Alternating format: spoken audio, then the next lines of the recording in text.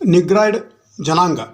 ಈ ಒಂದು ಮಾನವ ಜನಾಂಗಗಳಲ್ಲಿ ಅತ್ಯಂತ ಪ್ರಾಚೀನವಾದಂಥ ಜನಾಂಗ ಈ ಒಂದು ನಿಗ್ರಾಯ್ಡ್ ಜನಾಂಗವೆಂದು ಪರಿಗಣಿಸಲ್ಪಟ್ಟಿದೆ.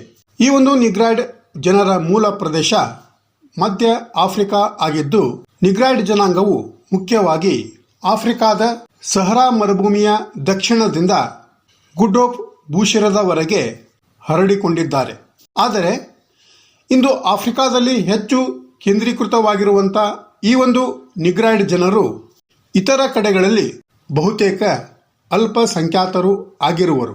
ಯಾವುದೇ ಪ್ರದೇಶದಲ್ಲಿ ಈ ಒಂದು ನಿಗ್ರಾಯ್ಡ್ ಜನಾಂಗದವರು ಸ್ಥಿರವಾಗಿ ನೆಲೆಸಿಲ್ಲ. ಅಲ್ಲದೆ ಈ ಒಂದು ನಿಗ್ರಾಯ್ಡ್ ಜನರು ಬೇಟೆಗಾರಿಕೆಯನ್ನೇ ತಮ್ಮ ಮೂಲ ವೃತ್ತಿ ಅಂದರೆ ಉದ್ಯೋಗವನ್ನಾಗಿ ರೂಢಿಸಿಕೊಂಡಿದ್ದಾರೆ.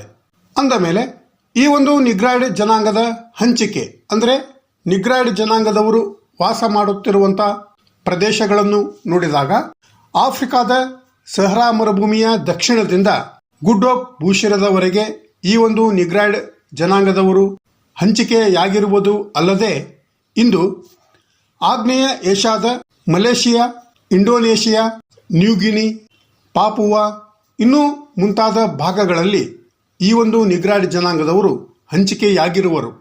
ಅಂದ ಮೇಲೆ ಈ ಒಂದು ನಿಗ್ರಾಯ್ಡ್ ಜನಾಂಗದ ಪ್ರಮುಖ ದೈಹಿಕ ಲಕ್ಷಣಗಳು ಏನು ಅಂತ ನಾವು ನೋಡಿದಾಗ ಈ ಒಂದು ನಿಗ್ರಾಯ್ಡ್ ಜನಾಂಗದ ಚರ್ಮದ ಬಣ್ಣ ಕಡು ಕಪ್ಪು ಮೈಬಣ್ಣವಾಗಿದ್ದು, ಇವರ ಕೂದಲು ಉಣ್ಣೆಯಂತಹ ಗುಂಗರು ತಲೆಗೂದಲನ್ನು ಹೊಂದಿದ್ದು ವಿರಳವಾದಂಥ ಮೈರೋಮಗಳು ಇರುತ್ತವೆ. ಅಂದರೆ ದೇಹದ ಮೇಲೆ ಅಲ್ಪ ಪ್ರಮಾಣದ ರೋಮಗಳು ಇರುವುದು ಕಂಡುಬರುತ್ತದೆ. ಇವರ ತಲೆ ಉದ್ದವಾದ ಮತ್ತು ಅಗಲವಾದಂಥ ತಲೆಯಾಗಿದ್ದು, ಇವರ ಮೂಗು ಅಗಲವಾದ ಮತ್ತು ದಪ್ಪವೂ ಆದಂಥ ಮೂಗು ಆಗಿದೆ. ಇವರ ಕಿವಿಗಳು ಸಣ್ಣ ಕಿವಿಗಳು ಆಗಿದ್ದು, ಇವರ ತುಟಿ ಜೋತು ಬಿದ್ದ ದಪ್ಪಾದ ತುಟಿಗಳು ಆಗಿರುತ್ತವೆ. ಅಲ್ಲದೆ ಮುಂಚಾಚಿದ ದವಡೆಗಳು ಮತ್ತು ಅತಿ ಎತ್ತರ ಅಥವಾ ಕುಳ್ಳನೆಯ ನಿಲುವನ್ನು ಈ ಒಂದು ನಿಗ್ರಾಯ್ಡ್ ಜನಾಂಗದವರು ಹೊಂದಿರುತ್ತಾರೆ. ಇನ್ನು ಈ ಒಂದು ನಿಗ್ರಾಯ್ಡ್ ಜನಾಂಗದವರ ಮುಖ್ಯ ಪಂಗಡಗಳು ಯಾವುವು ಅಂತ ನಾವು ನೋಡಿದಾಗ, 1 ಗಿನಿಯಾ ತೀರದ ಮೂಲ ನಿಗ್ರೋ, 2 ಕಾಂಗೋ ಮತ್ತು ಪೂರ್ವ ಆಫ್ರಿಕಾದ ಬಂಟೂ ಜನರು, 3 ದಕ್ಷಿಣ ಆಫ್ರಿಕಾದ ಕೊಯಿಸನ್ ಜನರು ಅಂದರೆ ಬುಷ್ಮನ್ ಮತ್ತು ಹೊಟ್ಟೆನ್ ಟಾಸ್ ಜನರನ್ನು ಒಟ್ಟಾಗಿ ಈ ಹೆಸರಿನಿಂದ ಅಂದರೆ ಕೊಯಿಸಿನ್ ಜನರು ಎಂದು ಕರೆಯುತ್ತಾರೆ. ಇನ್ನು 4ನೇ ಮುಖ್ಯ ಪಂಗಡ ಪೂರ್ವ ಆಫ್ರಿಕಾದ ಸೀಳು ಕಣಿವೆ ಸರೋವರ ವಲಯದ ನಿಲೋಟಿಕ್ ಜನರು ಆಗಿದ್ದಾರೆ.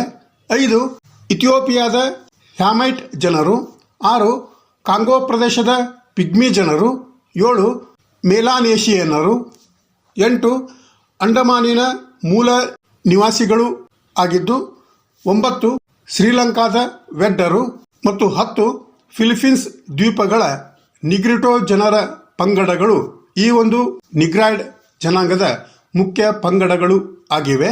ಇವುಗಳಲ್ಲಿ ಈ ಒಂದು ನಿಗ್ರಾಯ್ಡ್ ಜನಾಂಗದ 3 ಪ್ರಮುಖ ಗುಂಪುಗಳು ಎಂದರೆ 1 ಮೂಲ ನಿಗ್ರೋಗಳು, 2 ಮೆಲಾನೇಷಿಯನರು ಮತ್ತು 3 ನಿಗ್ರಿಟೋ ಜನರು ಆಗಿದ್ದು, ಇವುಗಳಲ್ಲಿ ಒಂದಾದಂಥ ಮೂಲ ನಿಗ್ರೋಗಳ ಬಗ್ಗೆ ನೋಡಿದಾಗ ಈ ಒಂದು ಮೂಲ ನಿಗ್ರೋಗಳು ಪೂರ್ವ ಆಫ್ರಿಕಾದ ನಿಲೋಟಿಕ್ ಮತ್ತು ಹೆಮೆಟಿಕ್ ಅಲ್ಲದೆ ಕೇಂದ್ರ ಮತ್ತು ದಕ್ಷಿಣ ಆಫ್ರಿಕಾದ ಬಂಟು ಹಾಗೂ ಪಶ್ಚಿಮ ಆಫ್ರಿಕಾದ ಅನೇಕ ಗುಂಪುಗಳನ್ನು ಈ ಒಂದು ಮೂಲ ನಿಗ್ರೋ ಜನಾಂಗವು ಒಳಗೊಂಡಿರುವುದು.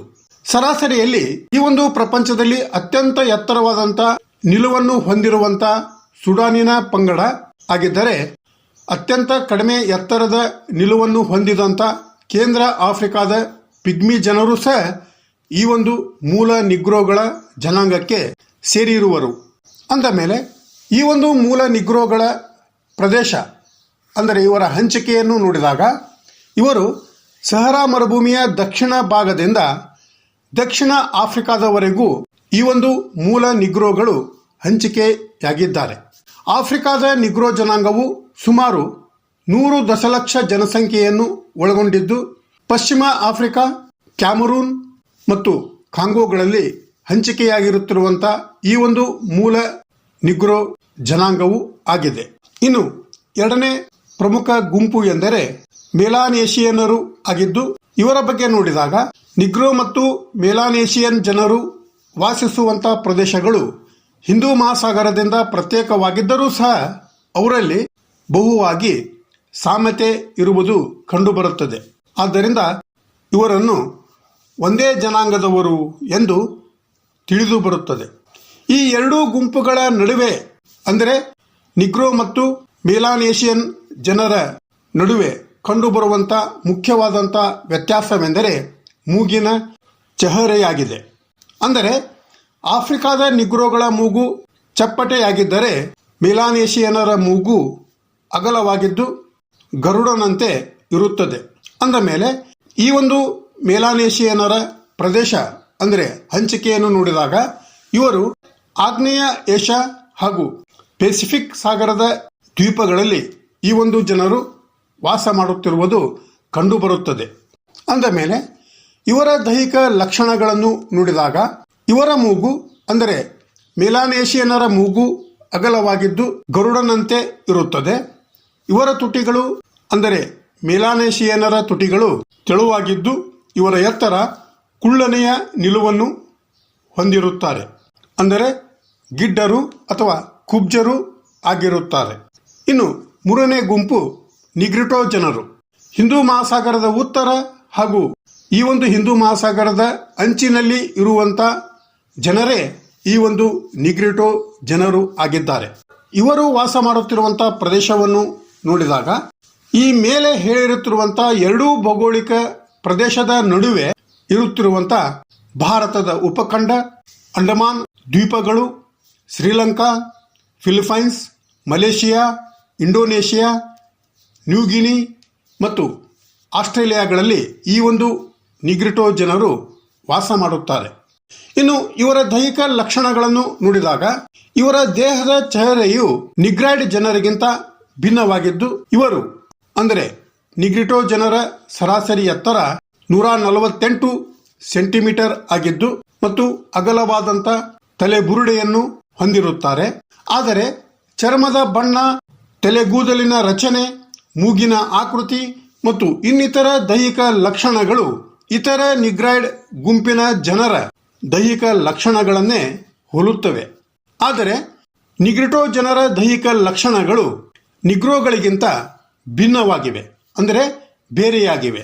ಅವುಗಳೆಂದರೆ ಈ ಒಂದು ನಿಗ್ರಿಟೋ ಜನರು ಸಾಧಾರಣ ತಲೆಬುರುಡೆ ಸೂಚಾಂಕವನ್ನು ಹೊಂದಿದ್ದು ಬಾಗಿದ ಹಣೆ, ಮುಂಚಾಚಿದ ದವಡೆ, ಸಣ್ಣದಾದ ದೇಹ ಹೊಂದಿರುವುದು ಅಲ್ಲದೆ ಇವರ ಚರ್ಮದ ಬಣ್ಣ ಕಪ್ಪು ಕಂದು, ಕೆಂಪು ಕಂದು ವರ್ಣದ ಚರ್ಮವನ್ನು ಹೊಂದಿದ್ದು ಇವರ ಕೂದಲು ಕಪ್ಪು ಕೂದಲುಗಳು ಆಗಿದ್ದು ಇವರ ಎತ್ತರ ಅಂದರೆ ನಿಗ್ರಿಟೋ ಜನರ ಸರಾಸರಿ ಎತ್ತರ 148 ಸೆಂಟಿಮೀಟರ್ಗಳು ಆಗಿದ್ದು ಅಲ್ಲದೆ ಈ ಒಂದು ನಿಗ್ರಿಟೋ ಜನರ ಮೂಗು ಹೆಚ್ಚು ಚಪ್ಪಟೆಯಾದಂಥ ಅಗಲವಾದಂಥ ಮೂಗು ಆಗಿರುತ್ತದೆ.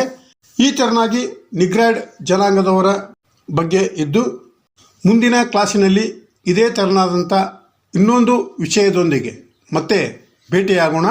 Thank you.